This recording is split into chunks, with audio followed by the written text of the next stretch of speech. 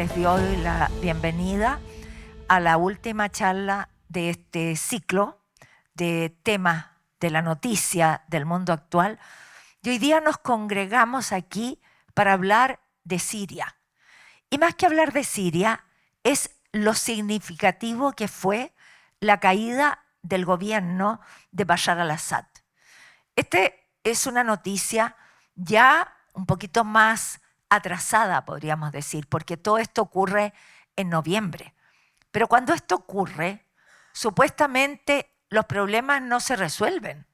O sea, lo que está pasando hoy día en Siria no quedó resuelto con la caída de Bashar al-Assad en noviembre, porque llevábamos, ¿no es cierto?, casi 15 años de guerra.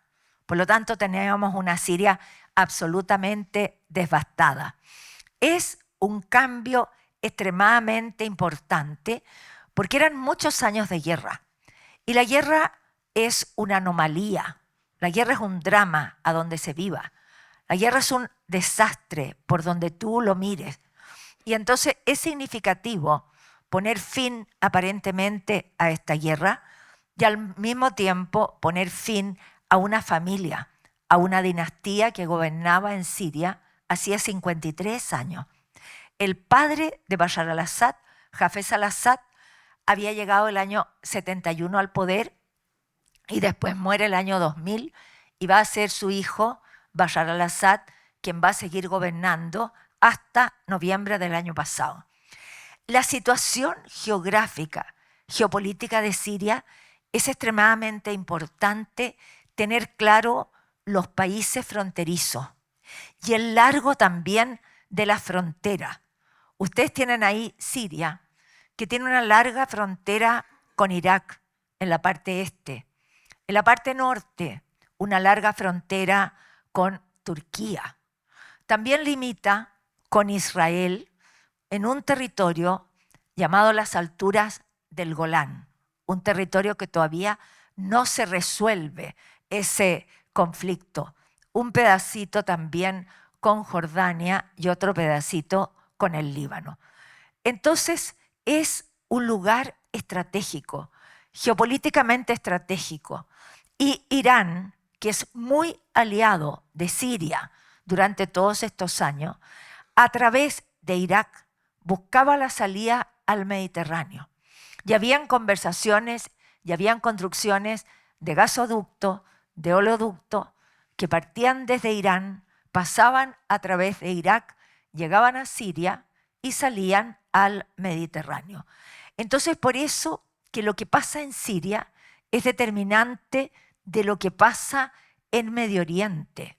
Siria ha sido, como parte de los enfrentamientos y de las crisis del Medio Oriente entre Israel y el mundo árabe, ha estado siempre contra el Estado de Israel. Por lo tanto, ha hecho una coyuntura política con Irán, porque Irán también es contrario al Estado de Israel. Por otro lado, tenemos ahí Arabia Saudita. Y Arabia Saudita se ha acercado a Estados Unidos. Estados Unidos ha apoyado siempre el Estado de Israel. Entonces así se van armando las coaliciones y así se van armando las amistades y enemistades de los países del Medio Oriente. Aquí nosotros vemos la intención de Irán de tratar de pasar a través de Irak y de llegar por Siria hacia el Mediterráneo. Actores relevantes en las situaciones de los últimos años de los conflictos del Medio Oriente. Lógicamente que tenemos a Israel, pero tenemos a Siria, tenemos a Irak, tenemos a Irán también. Esto es súper importante que lo comprendamos bien para comprender el conflicto. Siria es un país que nosotros decimos es un país musulmán. Los sirios son musulmanes, pero está constituido por una diversidad de minorías étnicas religiosas que fue las que se enfrentaron en esta guerra civil de Siria.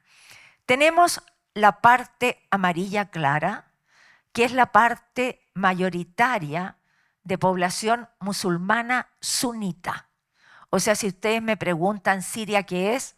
Un país musulmán sunita, pero tiene en la costa un amarillo más fuerte, una minoría que representa entre el 15% y el 16%, que se llaman los alawitas.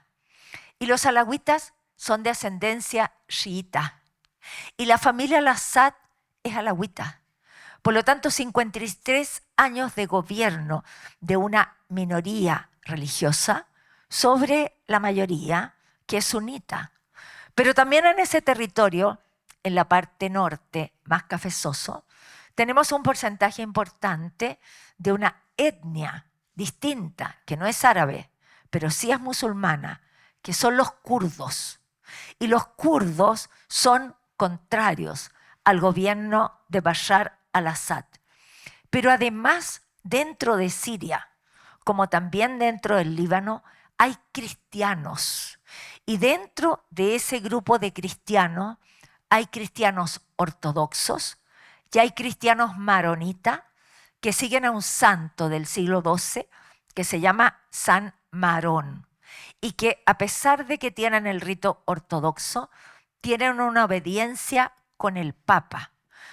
Entonces, cuando nosotros analicemos el inicio de esta guerra, vamos a ver cómo se enfrentan, no políticamente, los partidarios de Bashar al-Assad contra los que son contrarios, pero además también tienen un papel muy importante todos estos grupos étnicos y religiosos dentro de Siria. Hablé que habían kurdos en la parte norte. Los kurdos en este momento son un pueblo mediterráneo. No son un pueblo que tienen una patria. Ellos viven en una región montañosa que se llama Kurdistán. Es como si yo les dijera la cordillera de los Andes. Nunca han tenido su estado propio. Siempre, desde los imperios, los persas, Alejandro Magno, los romanos, los bizantinos, los árabes, los turcos, siempre han estado dominados por los imperios. Cuando termina la Primera Guerra Mundial y cae el Imperio Turco Otomano, ven la posibilidad de formar un Estado, porque ellos, aunque es de raza kurda y siguen la religión musulmana, tienen su propia cultura, su idioma, sus formas de comida, su folclore. Todo es propiamente kurdo, no es musulmán.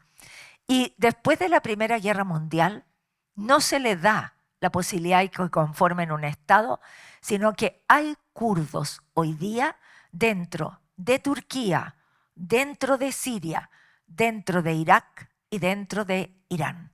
En estos 4 países quedaron repartidos este pueblo kurdo que cada vez que pueden, cada vez a través de la historia que han habido acontecimientos políticos, militares, levantamientos, tratan de aprovechar ese momento para levantar y hacer oír la causa kurda. Por lo tanto, aquí en Siria, toda la parte norte, en la frontera con Turquía, están los kurdos. Son musulmanes, pero no son alawitas, no son parte del gobierno, son, podríamos decir, considerados ciudadanos de una segunda clase. Entonces, este señor, que es el primero de esta familia, dejó las condiciones dadas para que se desatara el año 2011 esta guerra civil dentro del contexto de la primavera árabe. La guerra civil de Siria parte el año 2011. En ese momento ya no está Hafez al-Assad, está Bashar al-Assad.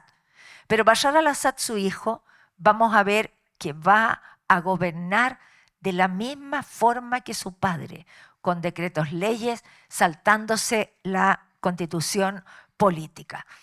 Una mirada muy general. Siria es un país del Medio Oriente que tiene más o menos unos 23 millones de habitantes, con un desarrollo que tenía antes de la guerra bastante estable, con industria, un poco de petróleo, un poco de gas, mucho turismo por antigüedades arqueológicas del pasado, del imperio de Alejandro Magno, los romanos, los bizantinos, etc.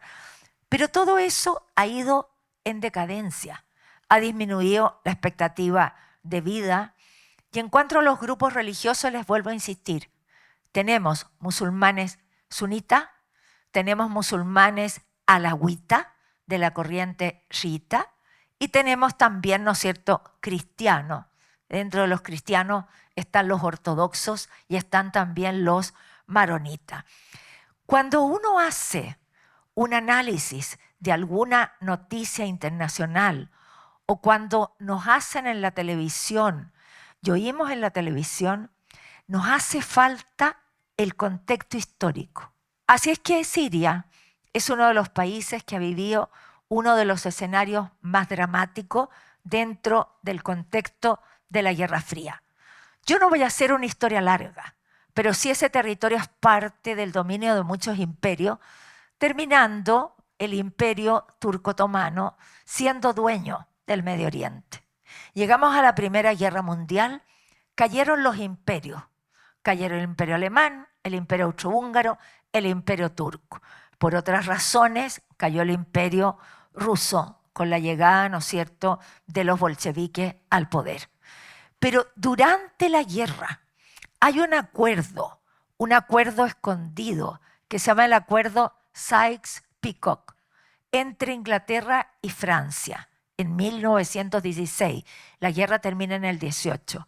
En que ellos acuerdan que si el imperio turco cae y pierde las posesiones árabes del Medio Oriente, esos territorios no se van a transformar en estados todavía, sino que van a quedar como mandatos, como protectorado de los franceses y de los ingleses. Y así pasa que el territorio de Siria y de Líbano quedó bajo el mandato francés. De ahí que se hablaba del Líbano como la Suiza del Medio Oriente. Siria también avanza mucho, una sociedad de influencia francesa, culta, tremendamente importante. Pero viene la Segunda Guerra Mundial y en medio de la Segunda Guerra Mundial ya empiezan los nacionalismos, las intenciones de independencia, y va a independizarse primero el Líbano, después se va a independizar Siria, y una vez que termina la Segunda Guerra, ustedes saben que se constituyó una instancia que llamamos las Naciones Unidas. Y van a ser las Naciones Unidas el año 1946 que exigen que salgan las tropas inglesas y francesas de todos los territorios del Medio Oriente. Y aquí podríamos decir que parte la historia moderna de Siria. Aquí parte la verdadera historia de Siria, en que su característica desde el momento de la independencia definitiva el año 46 es golpes de Estado. Golpes de Estado militares como golpes de Estado políticos. En 1963 llega al poder un partido político que se llama el partido Baas. Y ese partido político, Baas, está unido religiosamente con la minoría alawita. O sea, da un golpe de Estado, queda el partido Baas a cargo del poder. El año 63.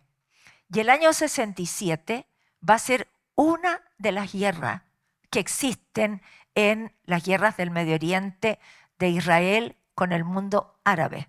La famosa guerra de los 6 días. En esa guerra va a participar Siria y va a ocupar ese territorio que les decía al principio, que todavía no está resuelto, que son las alturas del Golán. En esa guerra se dio a conocer un general de aviación que hizo un papel muy importante, que es Hafez al-Assad. Pero estamos en la Guerra Fría, y la Guerra Fría es la división ideológica del mundo después de la Segunda Guerra Mundial a la caída del muro, en que o te identificas con el mundo comunista o te identificas con el mundo de la libertad representado por Estados Unidos. Entonces, en todo el conflicto del Medio Oriente, de Israel y el mundo árabe, ¿quién está detrás apoyando a Israel? Es Estados Unidos. Por lo tanto, el mundo árabe, ¿con quién se identifica en esta Guerra Fría? Con la Unión Soviética. Esto no significa que sean marxistas. Significa que como estamos en la Guerra Fría, o se está con uno o se está con otro. Por lo tanto, los países del Medio Oriente reciben el apoyo, las armas de este mundo soviético, y este partido Baas, cuando va a llegar al poder, toma reformas y hace reformas que parecieran ser bastante socialistas, sin que sea Baas un partido marxista. Es de tendencia más socialista. Y dentro de esas primeras medidas están relacionados a estatizaciones, expropiaciones, a que haya solamente un partido único, no hay libertad de prensa, y así se empieza a gobernar desde este partido Baas. Este es el general de ejército que se llama Hafez al-Assad, que se destaca en esta guerra. Y él es parte del partido Baas, y después de lo que él va a hacer, ¿no es cierto?, como papel en la aviación, lo van a nombrar ministro de Defensa. Y desde ese cargo de ministro de Defensa va a dar un golpe de Estado dentro del mismo partido Baas y se va a tomar el poder en 1971. Por lo tanto, desde ese momento, el Estado sirio queda cimentado en tres sustentos: el ejército, el partido Baas y la minoría alawita. Y esa va a ser la característica desde ese momento hasta Bashar al-Assad, que va a gobernar exactamente igual.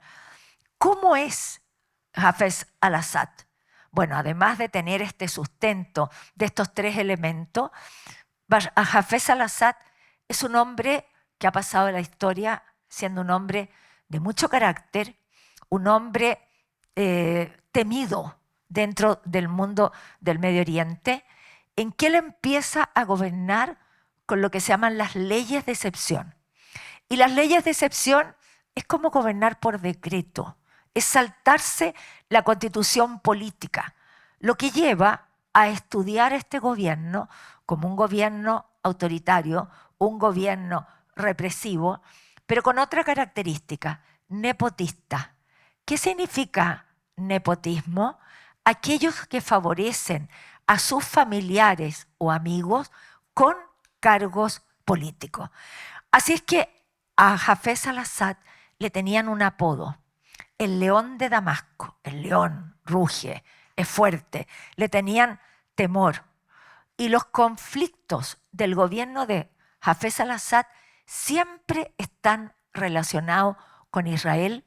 Fue la guerra de los 6 días, fue las alturas del Golán, que siempre estaban tratando de recuperarla. Siria también intervino en una guerra civil del Líbano. Entonces está siempre siendo o haciendo un papel protagónico en la región del Medio Oriente. Pero muere de cáncer el año 2000. ¿A quién se había preparado desde el punto de vista diplomático, político, militar? Era su hijo mayor. Su hijo mayor se llamaba Bassel al-Bashad. Pero ¿qué es lo que pasa? Muere en un accidente.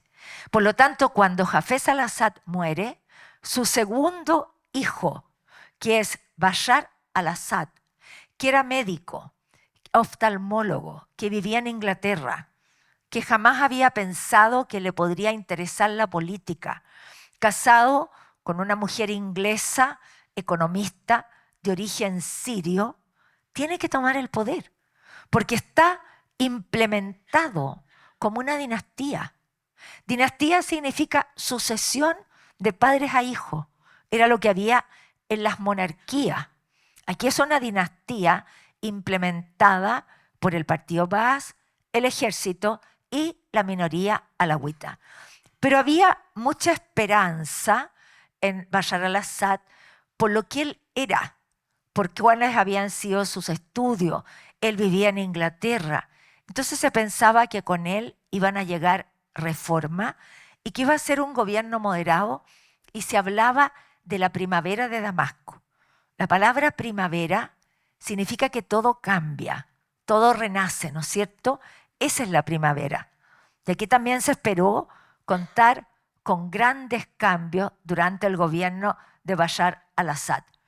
Cuando él asume, tiene buenas intenciones en cuanto a implementar reformas. Incluso al comienzo impone ciertas reformas de apertura en todos los ámbitos. Curiosamente permitió la visita del Papa Juan Pablo II.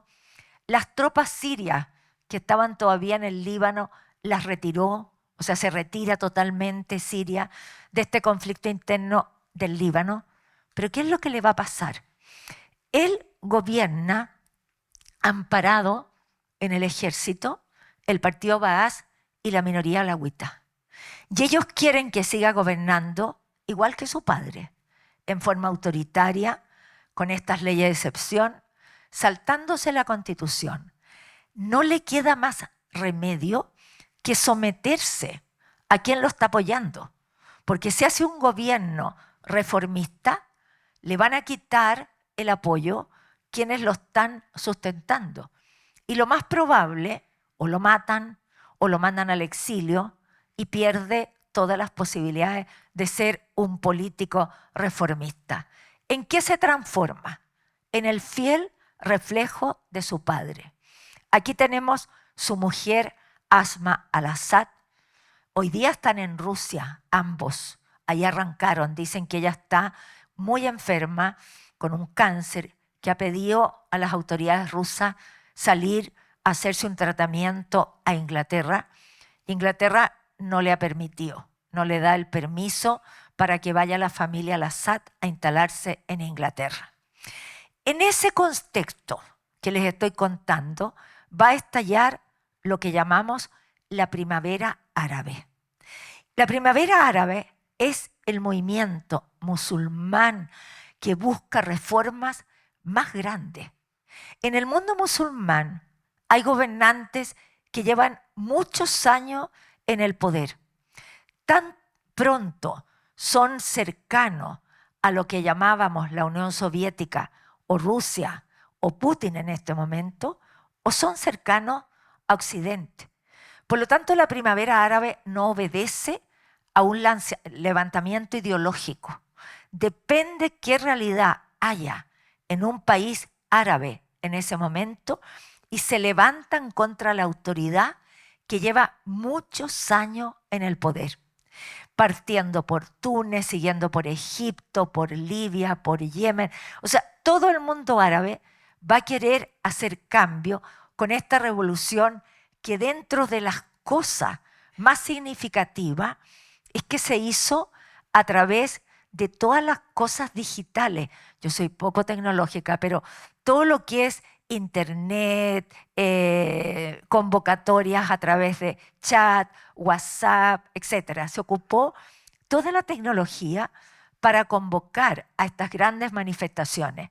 Se pensaba que iban a tener resultados muy positivos, pero la verdad que no lo han logrado. Y hoy día, después de 15 años de guerra, porque partió el 2011, llevamos 15 años de guerra, podríamos decir que están los países peores que antes, han llegado nuevos dictadores y quizás Túnez es el único país que pasando por la primavera árabe tiene hoy día una especie de estabilidad política en una república.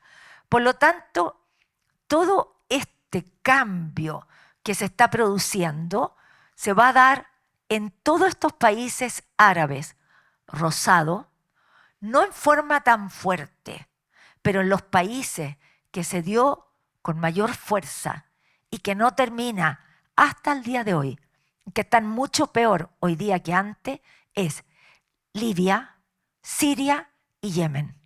En los otros países se fueron adaptando a las distintas circunstancias de la primavera árabe.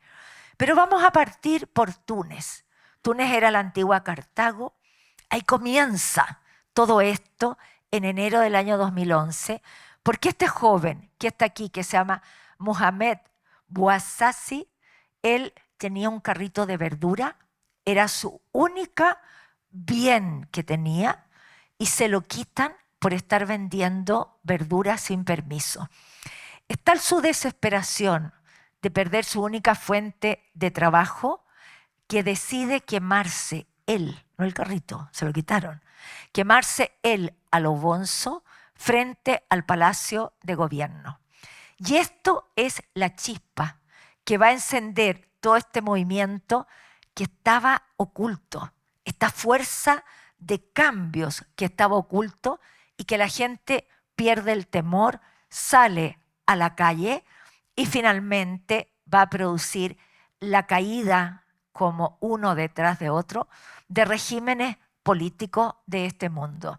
Ben Ali era el presidente de Túnez, había, ¿no es cierto?, gobernado a través de estos decretos leyes.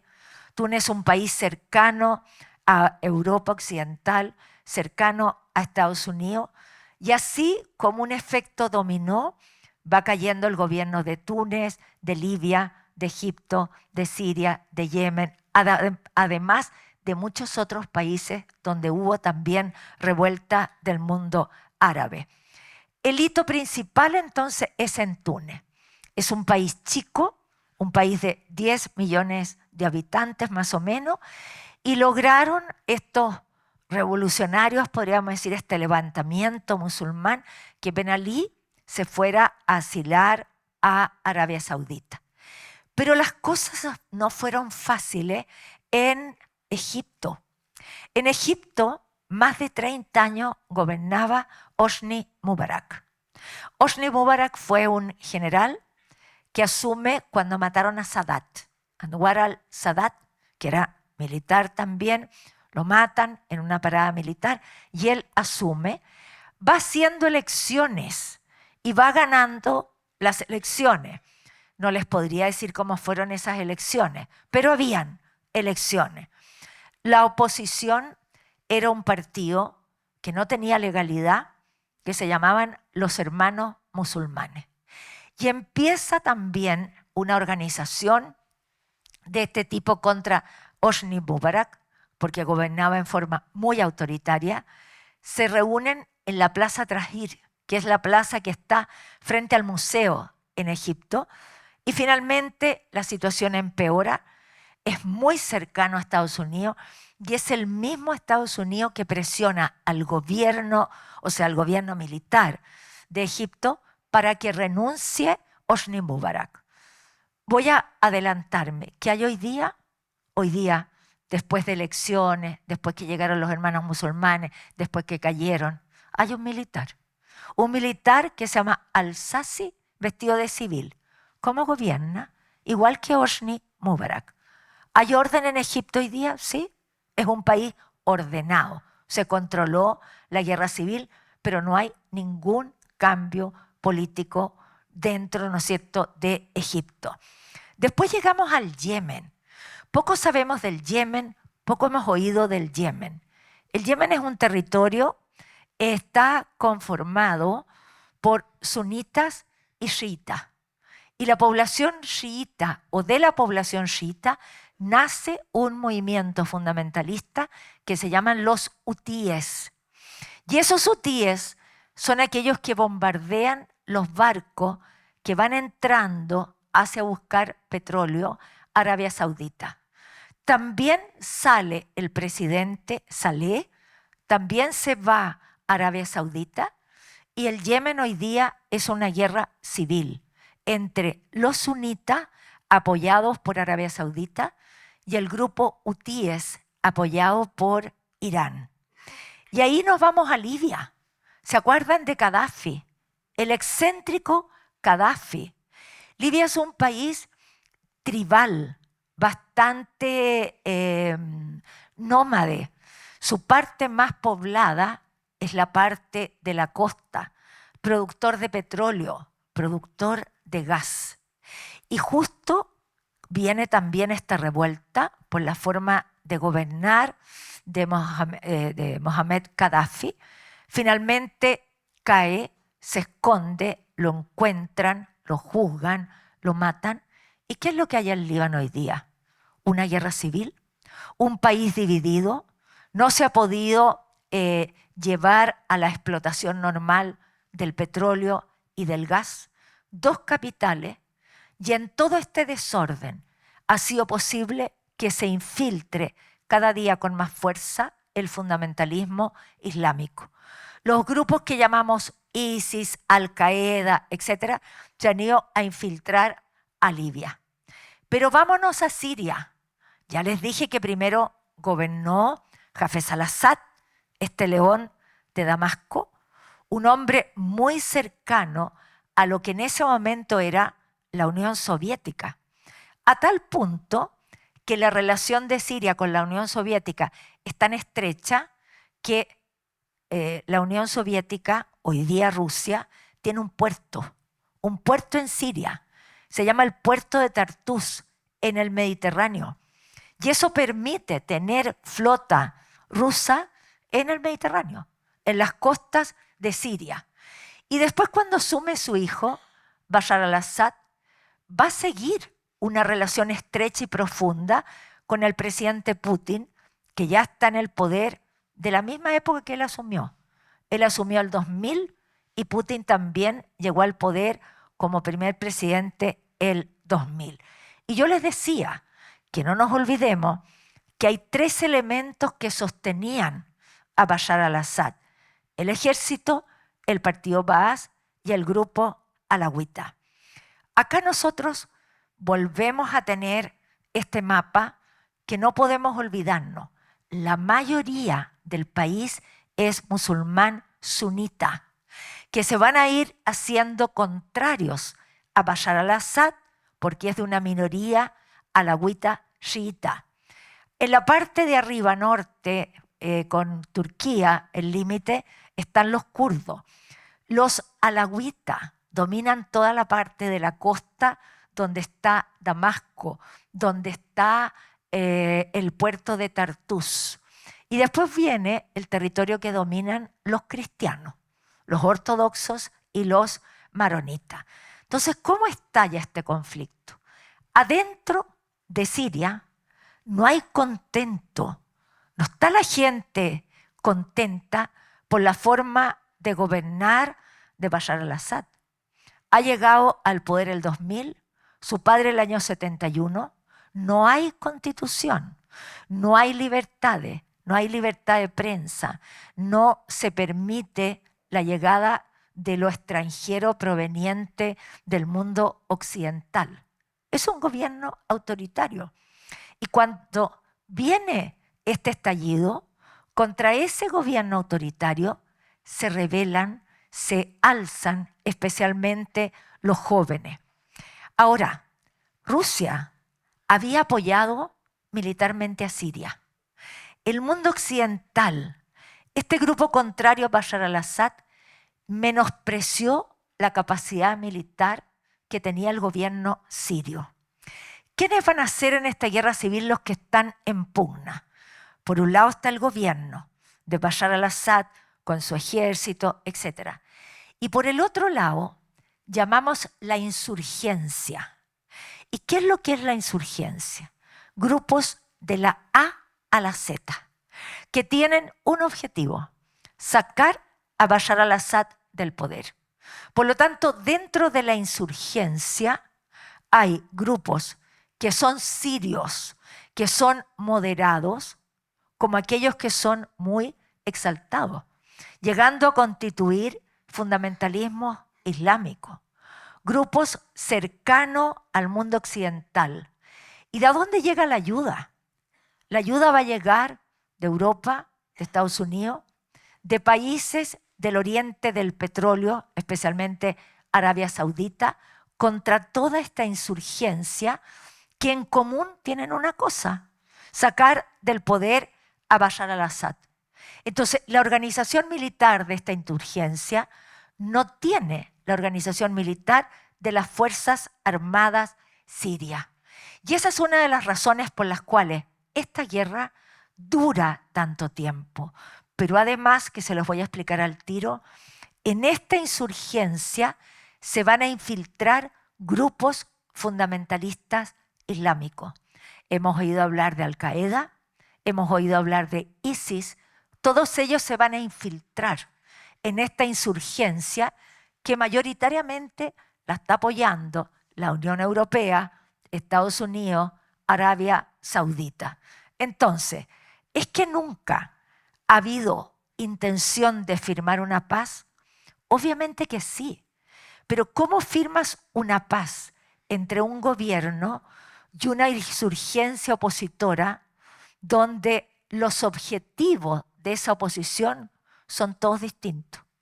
Tenemos desde musulmanes sunitas moderados hasta grupos de Al-Qaeda que se metieron en Siria con el nombre de Al-Nusra, y este otro grupo que lo vamos a dar a conocer el año 2014, que es ISIS.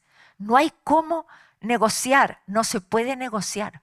Por eso es que la guerra de Siria ha sido tan difícil, tan sangrienta, de tal cantidad de desplazados, de muertos, etc. Entonces, estos grupos fundamentalistas se estaban organizando en Irak. ¿Por qué Irak? Había sido invadido por Estados Unidos. Habían sacado, ¿se acuerdan ustedes?, al presidente de Irak, Saddam Hussein. Lo habían asesinado. Y los grupos contrarios a la presencia norteamericana eran de la tendencia de Al-Qaeda, del grupo de Osama Bin Laden, que empezaron a organizarse en Irak. Y ven la posibilidad de buscar disciplina, armamento, todo lo que les significa en plata para organizarse, infiltrándose en la guerra civil de Siria. Van tomando territorios en Irak y en Siria. Dos países que están con inestabilidad política, no están ordenados. Y todo eso como rosaoso, oscuro, cafezoso, son los territorios que han ido tomando ISIS con este grupo de Al-Qaeda de Siria que se llama Al-Nusra. Como ellos tienen también territorios en el norte de Irak y se están tomando aquí territorios en Siria, dice, bueno, creemos, organicemos un Estado, pero un Estado definido, con frontera, etc. Y es ahí cuando surge la noticia, la idea de que se ha creado lo que se llama el Estado Islámico. Entonces el grupo se llama ISIS. El territorio que ellos administran se llama el Estado Islámico. ¿Cuándo comenzamos a saber de este grupo? ISIS no nos sonaba para nada. Nosotros nos sonaba Al-Qaeda y nos aterrorizábamos con Al-Qaeda, los grupos Hezbollah, Hamas, otro. Pero ISIS, ¿quién había oído de ISIS? ISIS es el grupo fundamentalista que se creó durante la invasión norteamericana en Irak de una corriente de Al-Qaeda. Al-Qaeda fue a pelear Irak contra los norteamericanos, dirigidos no por Osama Bin Laden, dirigido por el líder que se llama Al-Zarqawi.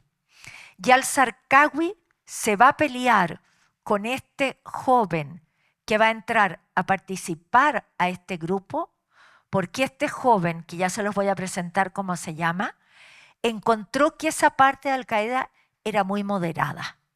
Él quería un grupo mucho más extremista. Y cuando ya el mundo sabe de este grupo, sabe porque habían otras prioridades, ya tiene 30.000, 40.000 efectivos en armas organizados. Ya no hay cómo echarlo para atrás. ¿Y quién es el fundador de este grupo?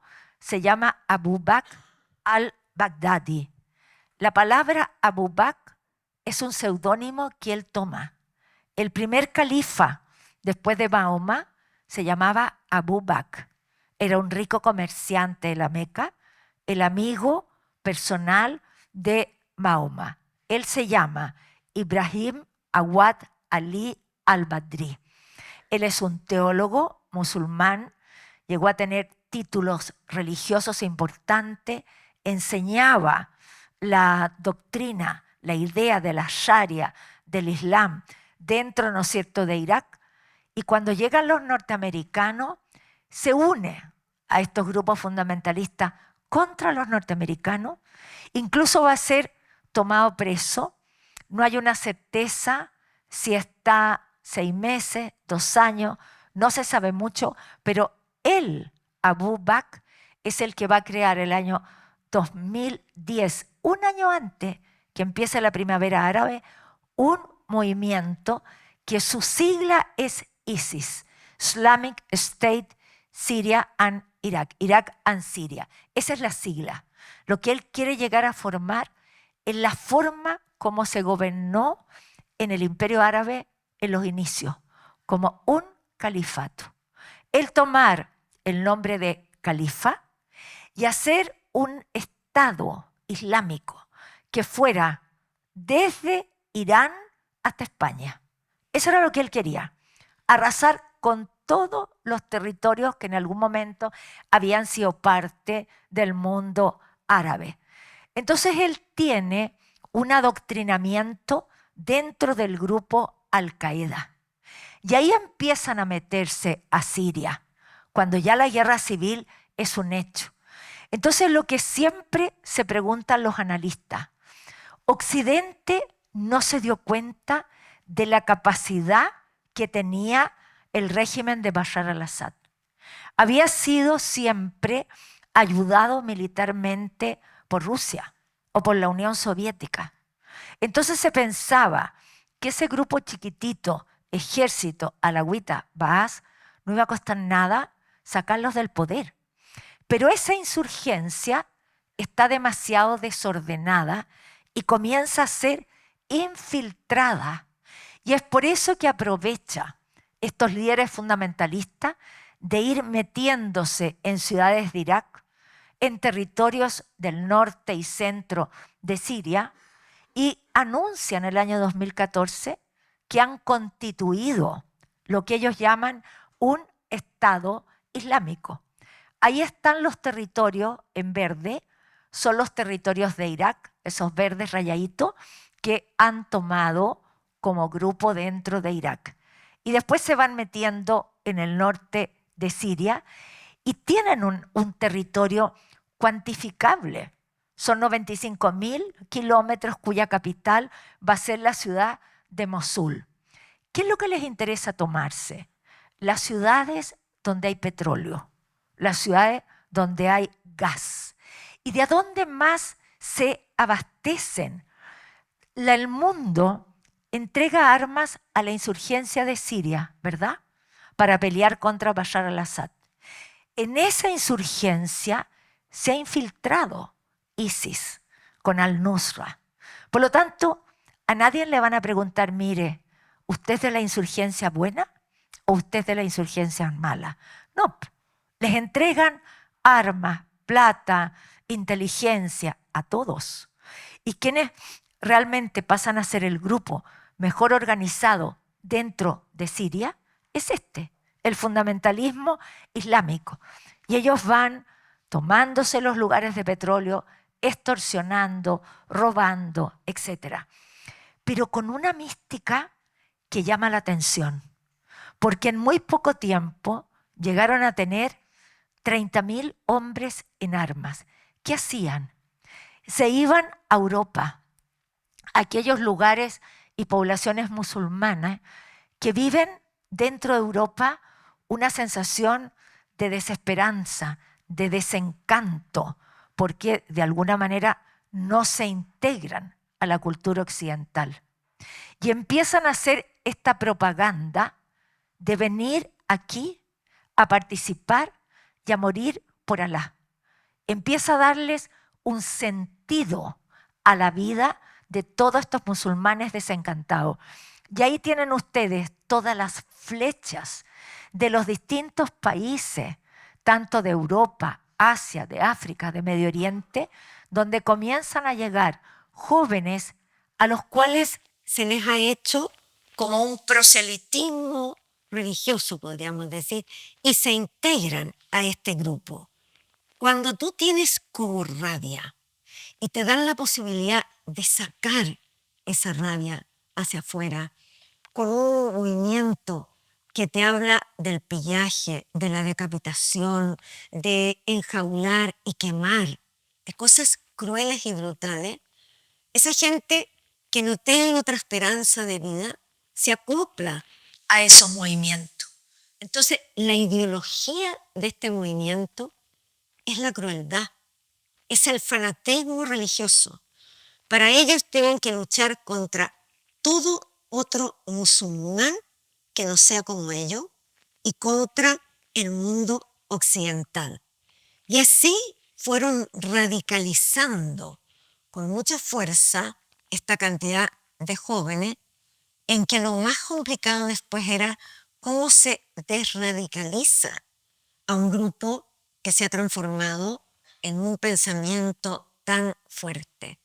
Aquí tenemos, imagínense ustedes, toparse con un grupo así, porque ellos lo que hacían era infundir el terror. ¿Y contra quién peleaban? Contra el señor Bashar al-Assad. No nos olvidemos del contexto de la Guerra Fría, en que siempre ha estado Estados Unidos detrás de Israel y siempre ha estado la Unión Soviética o Rusia detrás de Siria. Y así como el padre fue muy cercano de las autoridades del Imperio Soviético, este hijo va a ser muy cercano de Putin. Putin en el año 2015 va a mandar tropas a desarticular el Estado Islámico. Y mientras tanto, Estados Unidos también tiene tropas en Siria. ¿Para qué? Para apoyar a los kurdos y para también ayudar a que los kurdos no sean tomados por el Estado Islámico. Aunque no están peleando juntos, es el mismo objetivo: desestabilizar el movimiento fundamentalista ISIS. Y se va logrando.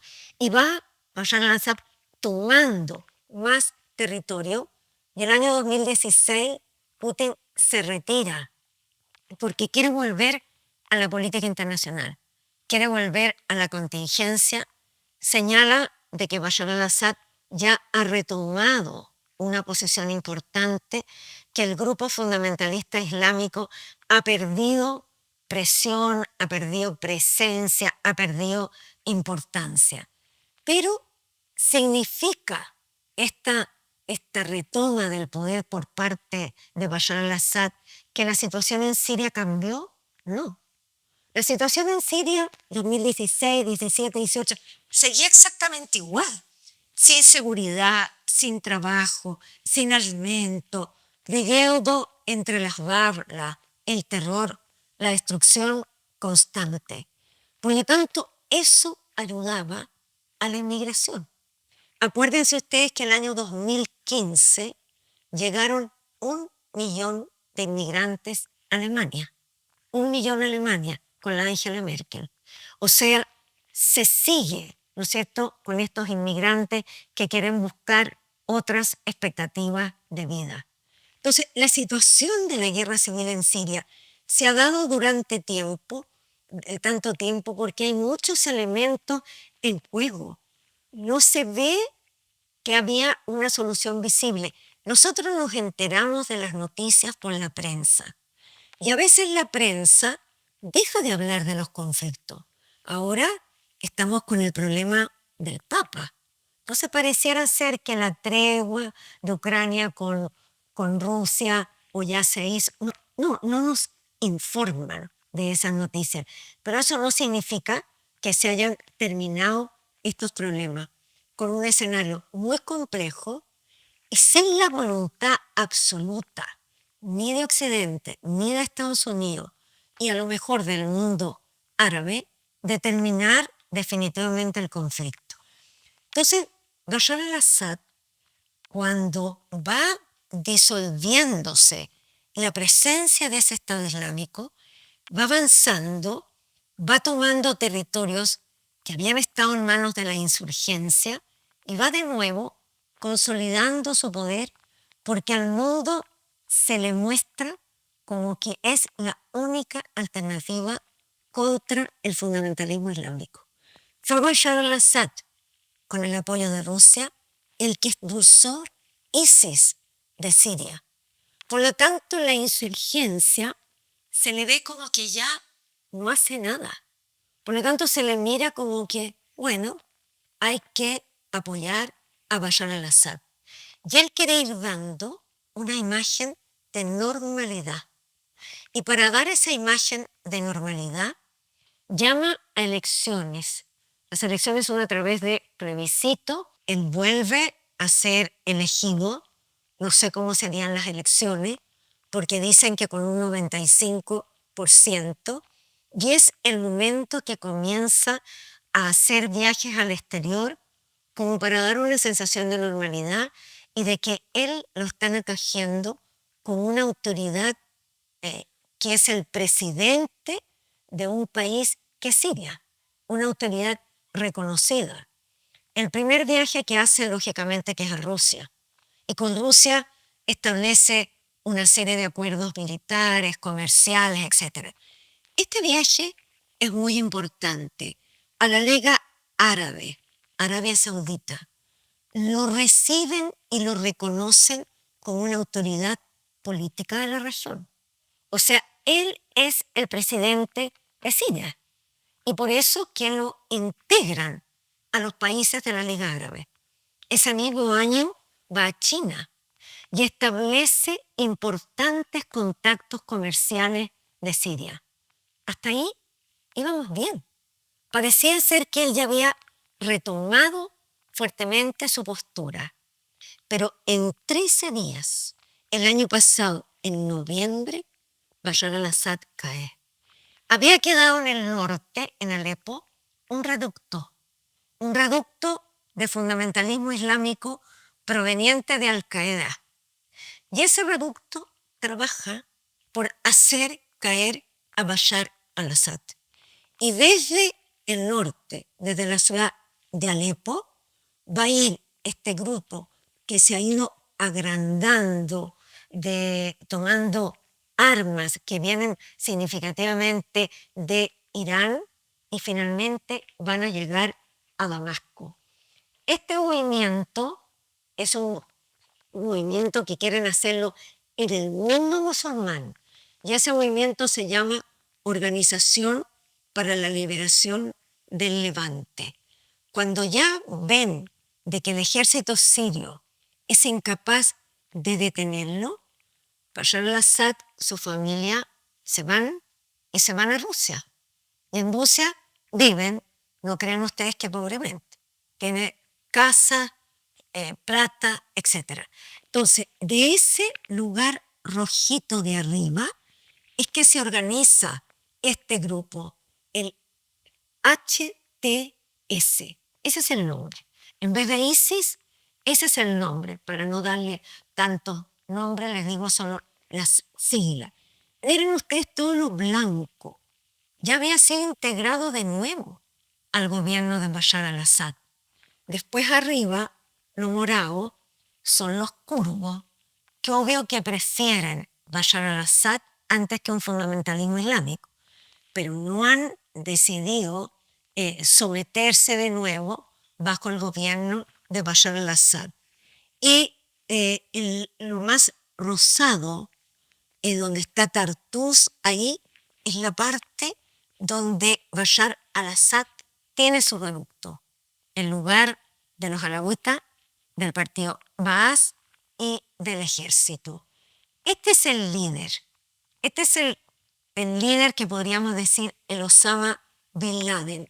Se llama Al-Halani. El movimiento se llama Tayeb Tahrir al-Sham. Él es Al-Halani o Al-Golani. Él es el que va a hacer todo este trabajo y en 13 días van a venir desde Alepo, Hama, Homs, Damasco y ya a fines de noviembre todo lo rojo, que es prácticamente toda Siria, está tomado por este grupo islámico.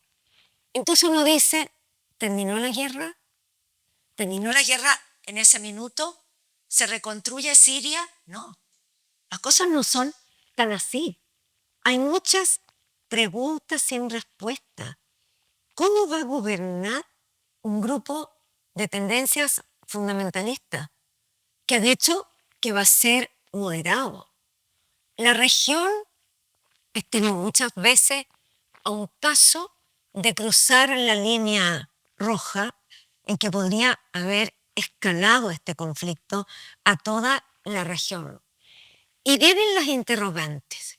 Irán estaba construyendo un gasoducto, oleoducto, que iba desde Irán, pasaba por Irak, pasaba por Siria, hasta el Mediterráneo. Queda la gran interrogante. ¿Se les va a permitir este paso? ¿Va a permitir a este nuevo gobierno que los rusos mantengan su base naval en Tartus? Los norteamericanos tienen bases aéreas para apoyar a los kurdos. Este nuevo gobierno va a apoyar que hayan tropas todavía norteamericanas apoyando al kurdo. Las sanciones que Estados Unidos tenía puestas sobre el gobierno de Bashar al-Assad las va a levantar frente a este nuevo gobierno. Todas esas interrogantes todavía no tenemos respuesta. ¿En manos de quién está Siria hoy día? Este señor, Mohamed Bashir, era el ministro, era la autoridad de este reducto rojo que estaba en el norte, donde yo les dije que ahí se formó este movimiento. Y después van a poner en forma interina a un presidente. Va a haber un presidente y un primer ministro. Y a quien ponen en forma interina se llama Ahmed al-Sharaa. Y ese presidente en forma interina asume en enero y debiera estar hasta marzo. ¿Cuál es el objetivo principal de este nuevo grupo? Disolver el Partido Baaz, desmilitarizar ese ejército, quitar los privilegios que tenía toda la familia de Bashar al-Assad. Pero este señor que lo habían dejado supuestamente hasta marzo es el que hoy día está gobernando. Ha organizado un gobierno, se llama Ahmed al-Sharaa.